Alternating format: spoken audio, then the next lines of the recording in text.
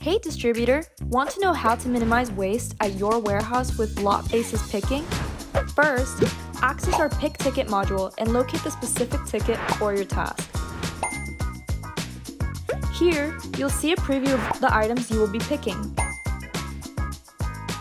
Tap Review and scan the pallet designated for this process. This is where the magic happens. By tapping the Info button, you can check the location of the first item. If the product is stored in multiple locations, the system will automatically default to the one with the lot closest to its expiration date.